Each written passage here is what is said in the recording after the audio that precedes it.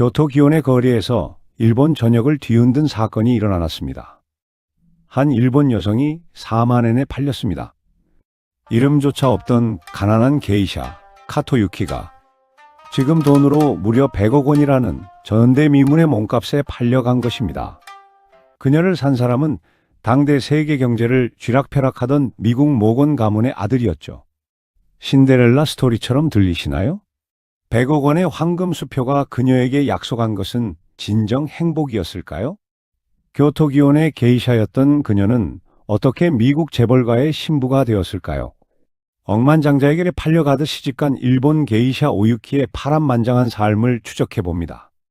오늘의 이야기 시작하기 전 구독과 좋아요 눌러주시고 지금 어디서 듣고 계신지 댓글로 남겨주시면 따뜻한 마음을 담아 계신 그곳에 평안과 행복이 깃들기를 응원하겠습니다.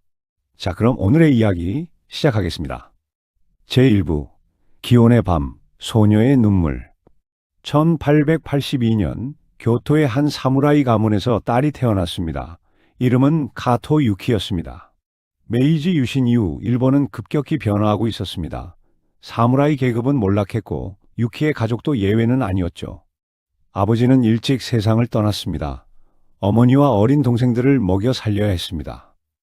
15살 유키는 결심했습니다. 기온에서 게이샤가 되기로요. 기온은 교토에서 가장 화려한 유흥가였습니다. 붉은 등불이 거리를 수놓았고 샤미센 소리가 밤새 울려 퍼졌죠. 부유한 상인들과 정치인들이 모여드는 곳이었습니다. 게이샤가 된다는 것은 무엇을 의미했을까요? 춤과 노래, 악기 연주를 배워야 했습니다. 분을 하얗게 바르고 화려한 기모노를 입어야 했죠. 하지만 무엇보다 중요한 것은 남자들의 환심을 사는 법을 배우는 것이었습니다. 유키는 아름다웠습니다. 검은 눈동자는 깊었고 몸짓은 우아했습니다. 그녀가 켜는 샤미센 가락에는 묘한 애잔함이 서려 있었죠. 19이 되었을 때 유키는 기온에서 가장 인기 있는 게이샤가 되어 있었습니다. 사람들은 그녀를 오유키라고 불렀습니다. 작은 눈이라는 뜻이었죠. 그런데 오유키의 마음속에는 비밀이 있었습니다. 그녀는 사랑하는 사람이 있었습니다. 가난한 대학생이었죠. 화려한 연회장이 아니라 좁은 골목길에서 몰래 만났습니다. 언젠가 꼭 너를 이곳에서 구해내겠다는 그의 약속을 믿었습니다. 하지만 가난한 학생이 게이샤를 구해낼 수 있을까요?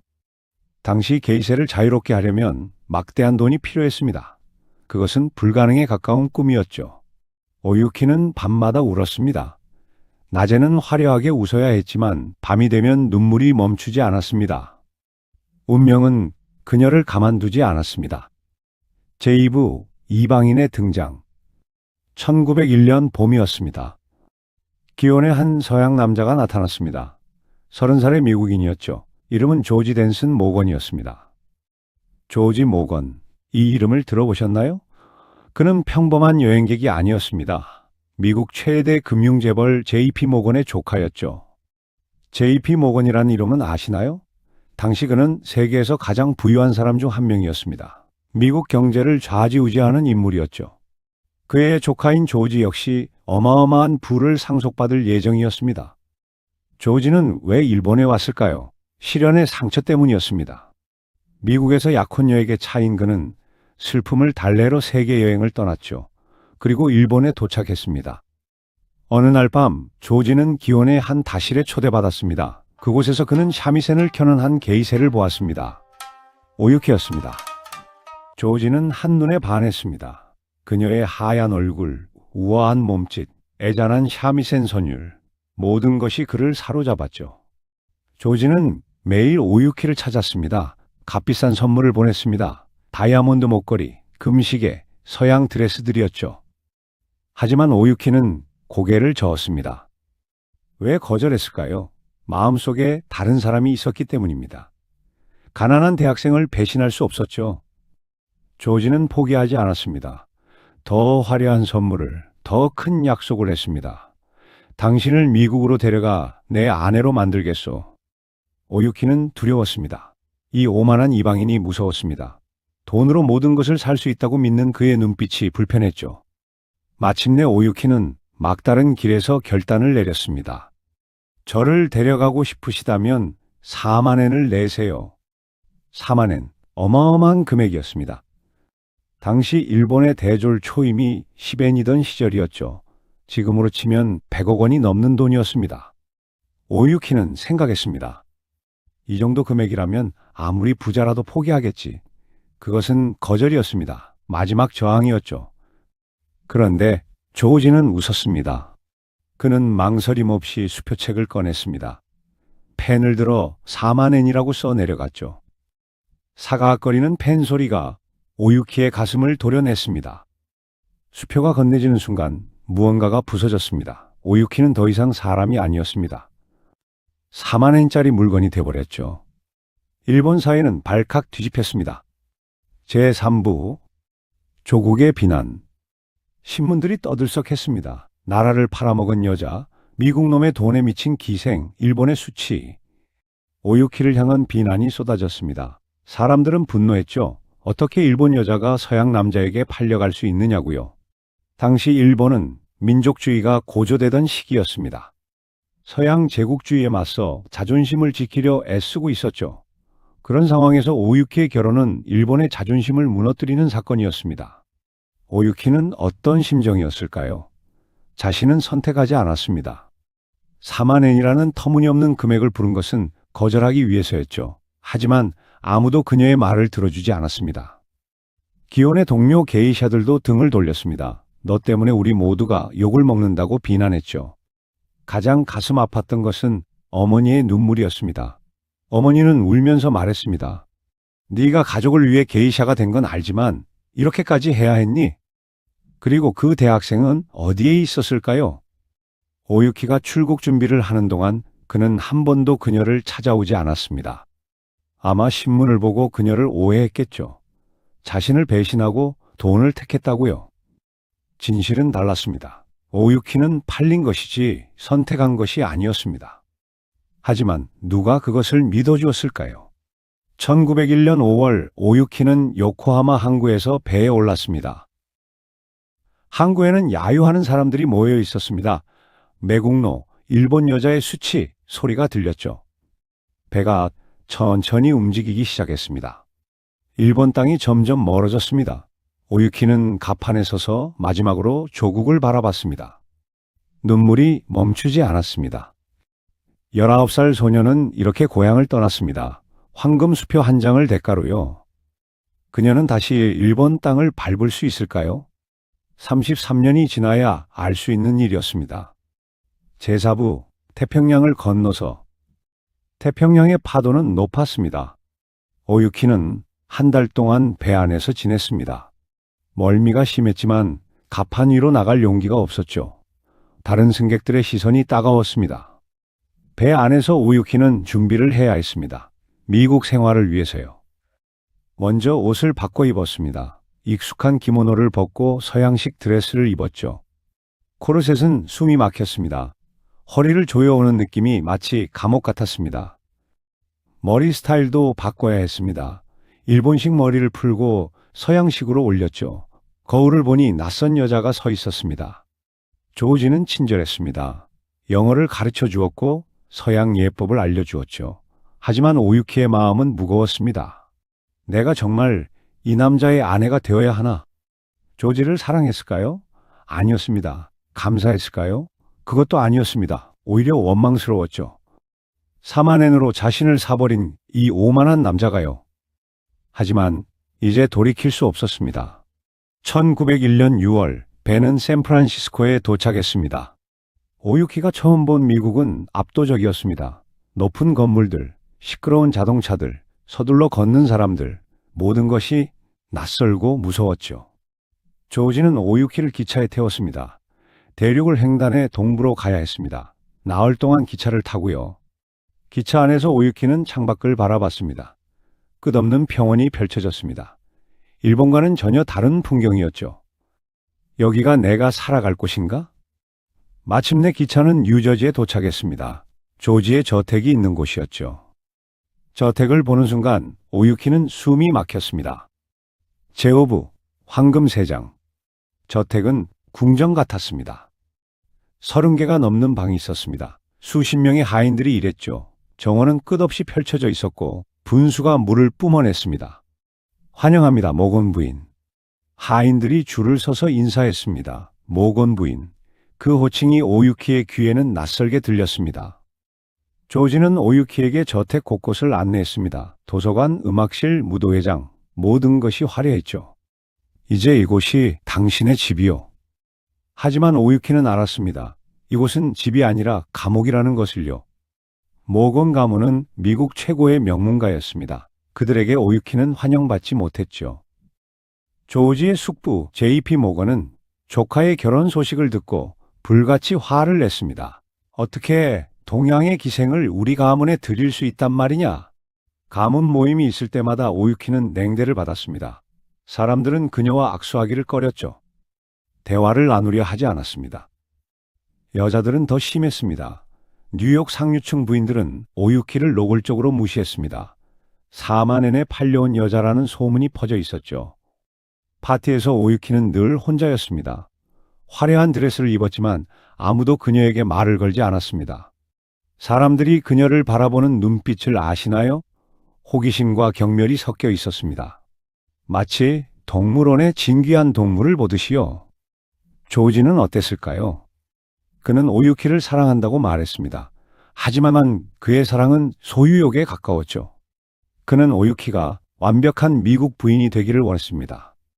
영어를 더 열심히 배우시오. 발음이 아직 어색하오. 미국식으로 걷는 법을 배워야 하오. 당신의 걸음걸이는 너무 일본식이요. 그 샤미세는 치우시오. 이제 피아노를 배우는 게 좋겠소. 조지는 오유키의 과거를 지우고 싶어 했습니다. 일본식 물건들을 모두 치워버렸죠. 심지어 오유키가 몰래 간직하던 어머니의 편지도 불태워버렸습니다. 이제 당신은 모건 가문의 사람이요. 그 비천한 과거는 잊으시오. 비천한 과거. 그곳에는 오유키의 모든 것이 있었습니다. 어머니, 친구들, 교토의 거리, 샤미센 소리, 그리고 사랑했던 한 남자가요. 오유키는 매일 밤 울었습니다. 낮에는 웃어야 했습니다. 하인들 앞에서, 조지 앞에서, 가끔 오는 손님들 앞에서요. 하지만 밤이 되면 참았던 눈물이 터져 나왔습니다. 저택은 넓었지만 숨을 곳이 없었습니다. 화려했지만 따뜻하지 않았죠. 어느 날 밤, 오유키는 몰래 숨겨둔 샤미센을 꺼냈습니다. 조지 몰래 다락방에 숨겨둔 것이었죠. 손가락이 줄을 튕기는 순간 눈물이 쏟아졌습니다. 교토의 밤이 떠올랐습니다. 카모가와 강물 소리, 시장통 냄새, 어머니의 목소리. 어머니, 보고 싶어요. 여기는 지옥이에요. 그녀의 울음소리는 웅장한 저택의 천장에 부딪혀 공허하게 흩어졌습니다. 황금 세장.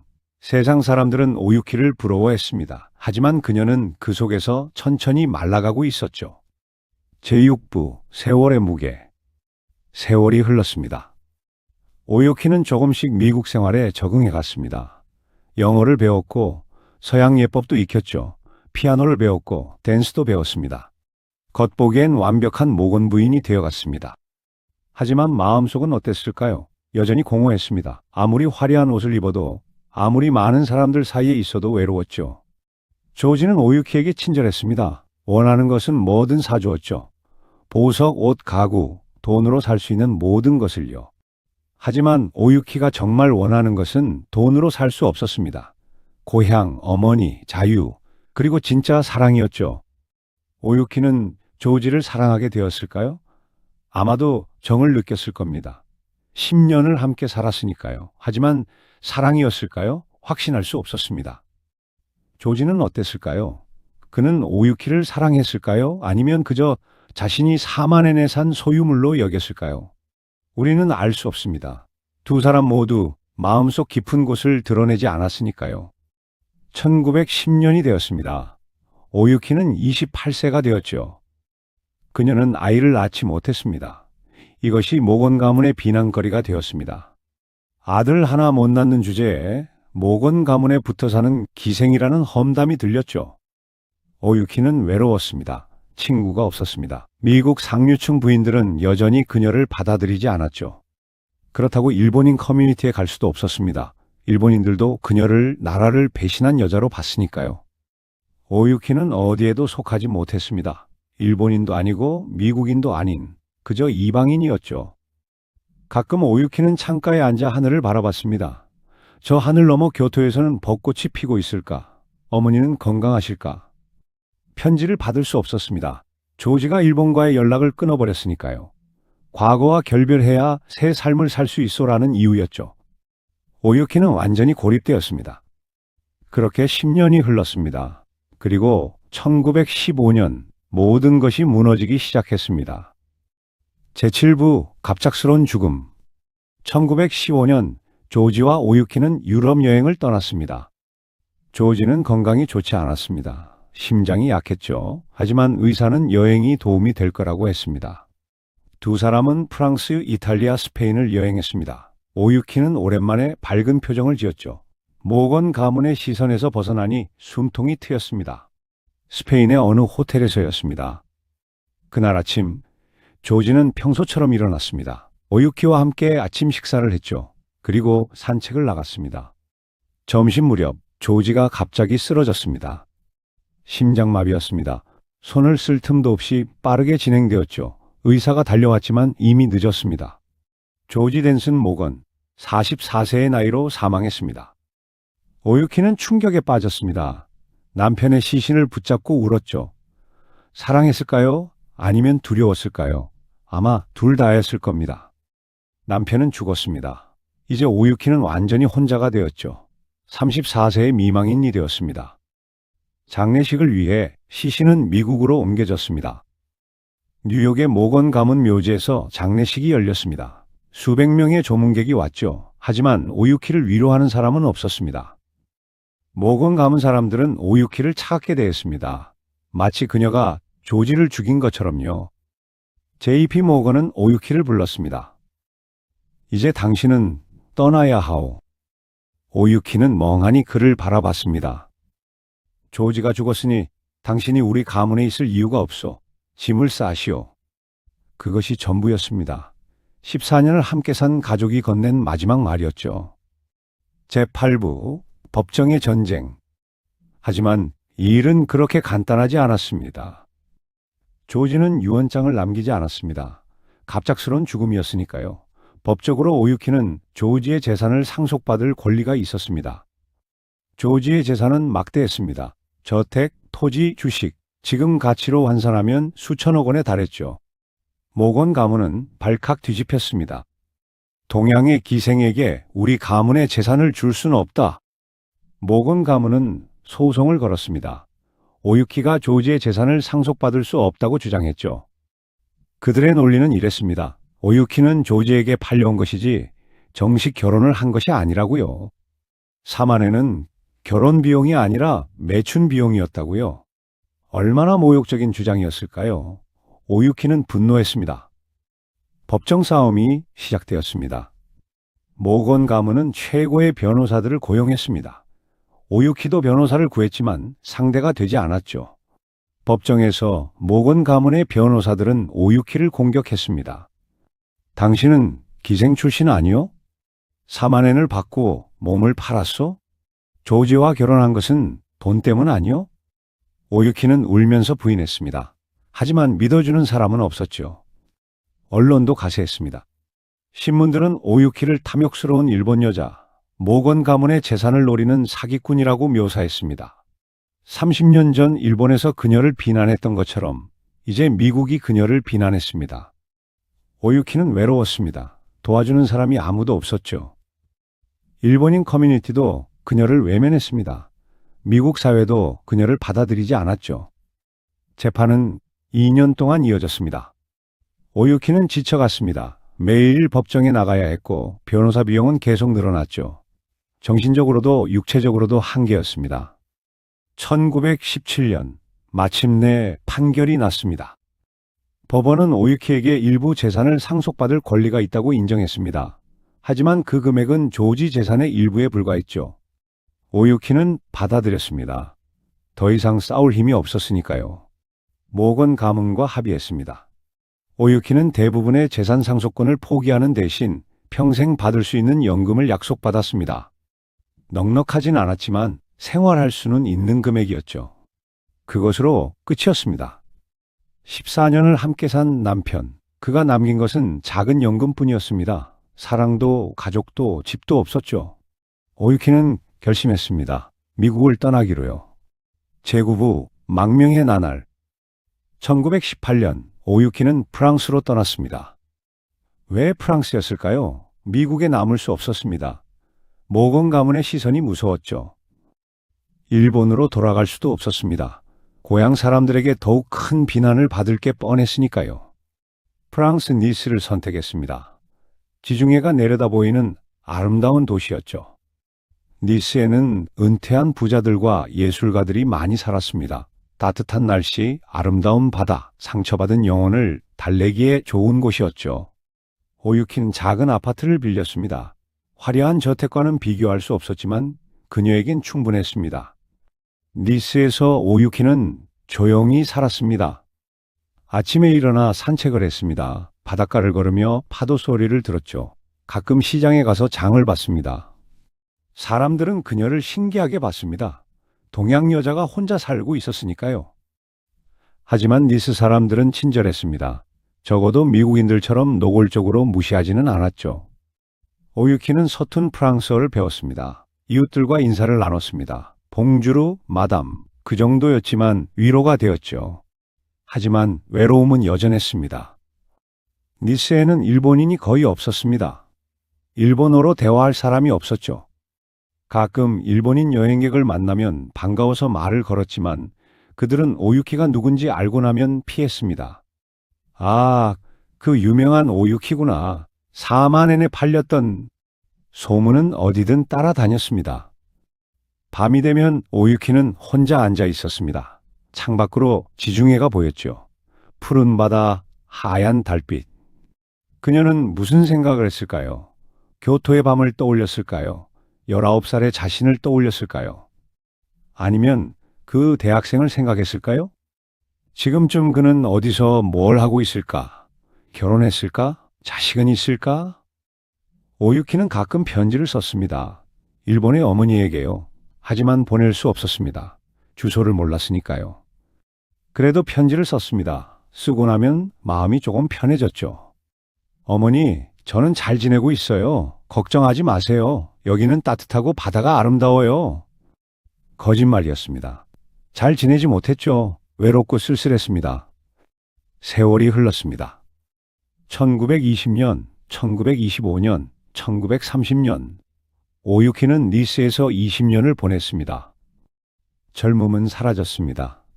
거울을 보면 주름이 늘어가는 얼굴이 보였죠. 한때 기혼의 보석이라 불렸던 얼굴이었습니다. 이제는 평범한 노년 여성의 얼굴이었죠. 오유키는 가끔 생각했습니다. 내 인생은 뭐였을까? 4만엔 14년의 결혼 생활, 2년의 법정 싸움, 그리고 이렇게 홀로 늙어가는 망명 생활. 행복했던 적이 있었을까요? 아주 잠깐. 교토의 골목길에서 가난한 대학생과 손을 잡았을 때 그것이 전부였습니다.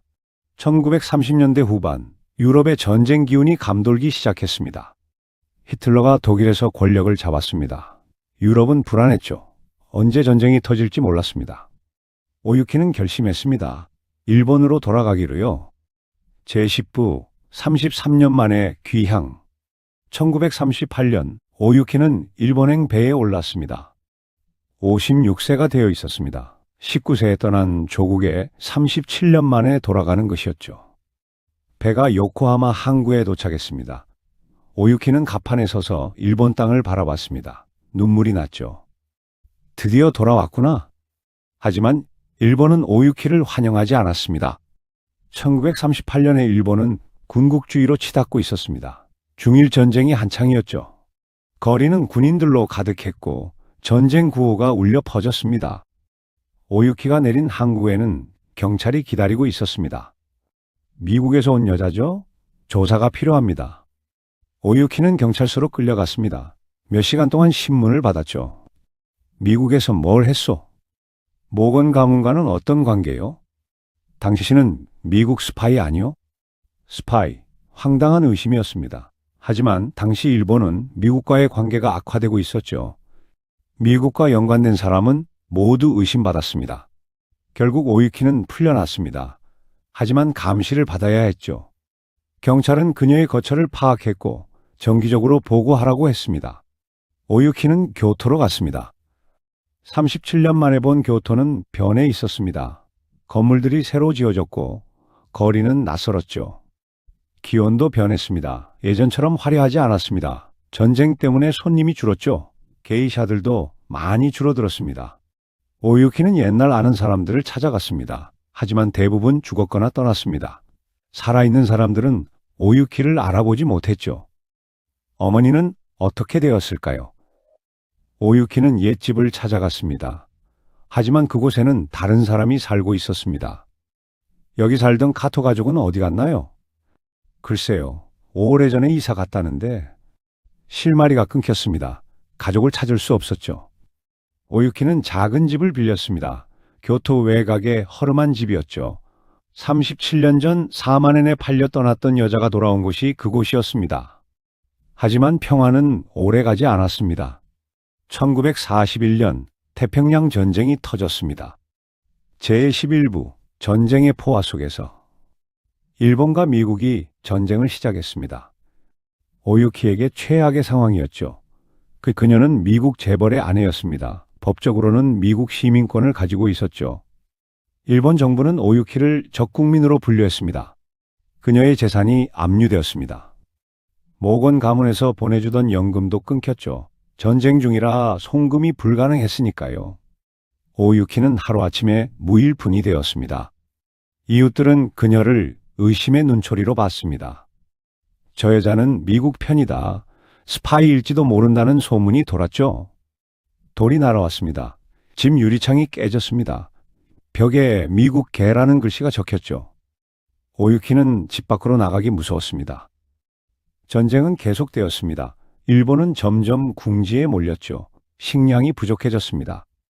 배급을 받아야 했지만 오유키는 배급을 받을 수 없었습니다. 적국민이었으니까요. 굶주렸습니다. 하루에 한 끼를 먹으면 다행이었죠. 가진 물건들을 팔아 식량을 샀습니다. 추운 겨울이 왔습니다. 난방을 할 수 없었습니다. 석탄이 없었죠. 오유키는 가구를 부수어 불을 지폈습니다. 손가락은 동상에 걸렸습니다. 발도 얼어붙었죠. 한때 30명의 하인을 부렸던 여자가 이제 얼어 죽을 지경에 놓였습니다. 4만엔 100억 원에 팔렸던 여자가 말이죠.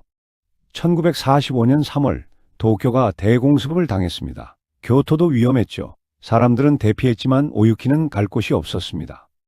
그녀는 집에 혼자 남았습니다. 공습 경보가 울렸습니다. 폭격기 소리가 들렸죠. 오유키는 생각했습니다. 여기서 죽는 건가?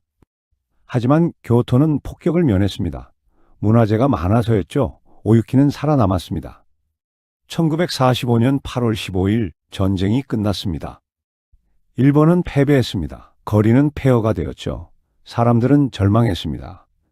전쟁이 끝나자 미군이 일본에 들어왔습니다. 점령군이었죠. 오유키는 미국과 연관이 있었습니다. 이제 그녀를 박해하던 사람들이 조용해졌죠. 미군과 연줄이 있을지 모른다는 두려움 때문이었습니다. 하지만 오유키는 미군에게도 도움을 요청하지 않았습니다. 자존심이 허락하지 않았죠. 그녀는 혼자 살아남기로 했습니다. 제12부 테레사의 탄생. 전쟁 후에 일본은 혼란스러웠습니다. 경제는 무너졌습니다. 사람들은 먹을 것을 찾아 헤맸죠. 거리에는 고아들이 넘쳤습니다. 오유키도 힘들었습니다. 63세가 된 그녀는 일을 할 수도 없었죠. 모건 가문에서 보내주던 연금은 아직 재개되지 않았습니다. 그녀는 어떻게 살았을까요? 오유키는 작은 일들을 했습니다. 빨래를 해주고 청소를 해주고 바느질을 했죠. 일당을 받아 겨우 연명했습니다. 한때 재벌가의 부인이었던 여자가 이제 날품팔이를 하고 있었습니다.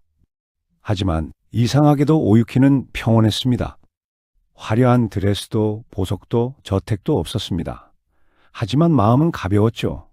더 이상 남의 시선을 의식하지 않아도 되었습니다. 어느 날 오유키는 교토의 가톨릭 성당을 지나갔습니다. 문이 열려 있었습니다. 안에서 찬송가 소리가 들렸죠. 오유키는 이끌리듯 안으로 들어갔습니다. 조용했습니다. 평화로웠죠. 오유키는 벤치에 앉았습니다. 십자가를 바라봤습니다. 눈물이 났죠. 왜 울었을까요? 슬퍼서? 아니면 위로받아서? 신부님이 다가왔습니다. 무슨 일이십니까, 부인? 오유키는 고개를 저었습니다. 말할 수 없었죠. 뭐라고 설명해야 할까요? 자신의 인생을요. 신부님은 옆에 앉았습니다. 아무 말도 하지 않았죠. 그냥 함께 앉아 있었습니다. 그것만으로 위로가 되었습니다. 오유키는 다음 날도 성당에 갔습니다.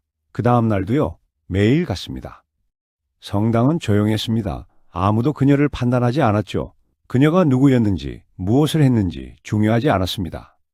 신 앞에서는 모두가 평등했습니다. 몇 달 후, 오유키는 세례를 받았습니다. 새로운 이름을 받았죠. 테레사였습니다. 테레사 카토. 기혼의 게이샤 오유키도 뉴욕의 모건 부인도 아닌 신 앞에 선 한 사람의 인간이었습니다. 테레사는 성당 근처의 작은 집으로 이사했습니다. 하루 종일 기도했습니다. 성경을 읽었죠. 성당 청소를 도왔습니다. 꽃을 가꾸고 아이들에게 글을 가르쳤습니다. 사람들은 그녀를 테레사 할머니라고 불렀습니다. 자애로운 노인이었죠.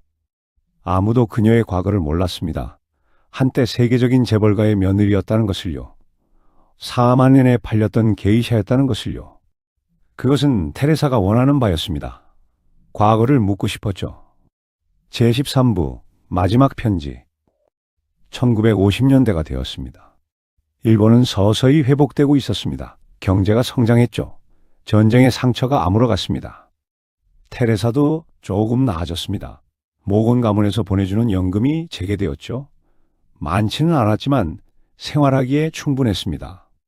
하지만 테레사는 검소하게 살았습니다. 연금의 대부분을 성당에 기부했죠. 가난한 사람들을 도왔습니다. 테레사 할머니는 참 좋은 분이야. 사람들이 말했습니다. 그들은 테레사가 얼마나 많은 돈을 가질 수 있었는지 몰랐죠.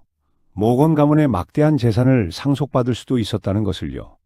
테레사는 후회했을까요? 그 돈을 포기한 것을요. 아마 아니었을 겁니다. 돈은 그녀를 행복하게 해주지 못했으니까요. 세월이 흘렀습니다. 테레사는 늙어갔습니다. 1960년 78세가 되었습니다. 건강이 나빠졌죠. 걷기가 힘들어졌습니다. 어느 날 테레사는 편지를 썼습니다. 누구에게? 알 수 없습니다. 어쩌면 죽은 남편 조지에게였을까요? 아니면 그 대학생에게였을까요? 혹은 어머니에게였을까요? 편지의 내용은 알 수 없습니다. 테레사는 그 편지를 보내지 않았으니까요. 그냥 서랍에 넣어두었죠. 하지만 우리는 상상할 수 있습니다. 용서해 주세요. 저도 어쩔 수 없었어요. 테레사는 자신의 인생을 돌아봤을까요? 후회했을까요? 아마 복잡한 감정이었을 겁니다. 후회와 체념, 슬픔과 평온이 뒤섞인요. 1962년 겨울, 테레사는 병에 걸렸습니다. 폐렴이었습니다. 80세의 노인에게는 치명적이었죠. 병원에 입원했습니다. 수녀님들이 간호했습니다. 테레사는 조용히 누워 있었습니다. 창밖으로 눈이 내렸죠. 교토의 겨울, 하얀 눈. 테레사는 무슨 생각을 했을까요? 어쩌면 19살에 자신을 떠올렸을지도 모릅니다. 기온의 밤, 샤미센 소리, 첫사랑의 손길을요. 혹은 요코하마 항구를 떠올렸을까요? 배에 오르던 그날 눈물을 흘리며 조국을 바라보던요. 아니면 니스의 바다를 생각했을까요? 20년을 보낸 망명의 나날을요. 우리는 알 수 없습니다. 테레사는 말하지 않았으니까요. 1963년 1월 18일, 테레사는 세상을 떠났습니다. 81년의 삶이었습니다. 제14부, 보석함 속의 진실. 테레사의 장례식은 조용했습니다. 성당에서 치러졌죠. 몇 명의 수녀님과 성당 사람들만 참석했습니다. 화려한 장례식이 아니었습니다. 한때 세계적인 재벌가의 며느리였지만 그녀의 죽음은 조용했죠. 모건 가문에서는 아무도 오지 않았습니다. 일본의 친척들도 나타나지 않았죠. 테레사는 혼자였습니다. 태어날 때도 죽을 때도요. 장례식 후 테레사의 유품을 정리했습니다. 많지 않았습니다. 낡은 옷 몇 벌, 성경, 묵주. 그것이 전부였죠. 하지만 침대 밑에서 작은 상자가 발견되었습니다. 나무로 만든 보석함이었습니다. 오래된 것이었죠. 수녀님이 열어봤습니다. 놀라운 것이 들어 있었습니다. 보석이 아니었습니다. 돈도 아니었죠. 흙이 들어 있었습니다. 한 줌의 검은 흙이었습니다. 그리고 낡은 샤미센 채가 있었습니다. 줄이 끊어져 있었죠. 또 작은 사진 한 장이 있었습니다. 빛이 바랜 사진이었습니다. 사진 속에는 젊은 남자가 서 있었습니다. 조지 모건이었죠. 그가 처음 오유키를 만났을 때의 모습이었습니다. 사진 뒷면에 글씨가 적혀 있었습니다. 용서해 주세요. 누가 쓴 글씨였을까요? 오유키였을까요? 아니면 조지였을까요? 우리는 알 수 없습니다. 수녀님들은 그 물건들을 보며 울었습니다. 이제야 알았습니다. 테레사 할머니가 누구였는지를요. 그녀가 어떤 삶을 살았는지를요. 흙은 무엇이었을까요? 아마 교토의 흙이었을 겁니다. 오유키가 일본을 떠날 때 가져간 고향의 흙이었죠. 60년을 간직했습니다. 미국에서도 프랑스에서도 다시 일본으로 돌아와서도요. 그 흙은 오유키의 정체성이었습니다. 아무리 멀리 가도 아무리 많은 이름을 가져도 그녀는 교토의 딸이었죠. 샤미센 채는 무엇을 의미했을까요? 젊은 날의 꿈이었습니다. 기온의 밤, 아름다웠던 순간들이었죠. 사진 속의 조지를 오유키는 사랑했을까요? 아마 복잡한 감정이었을 겁니다. 미움과 감사, 원망과 그리움이 뒤섞인요. 조지가 없었다면 오유키의 인생은 어땠을까요? 가난한 게이새로 늙어갔겠죠. 하지만 고향에서 가족과 함께였을 겁니다. 조지 때문에 오유키는 세계를 보았습니다. 하지만 모든 것을 잃었죠. 어느 것이 나았을까요? 우리는 판단할 수 없습니다. 여러분, 우리는 오유키의 이야기를 들었습니다. 120년 전의 이야기였죠? 먼 나라, 먼 시대의 이야기였습니다. 하지만 이 이야기는 지금도 유효합니다.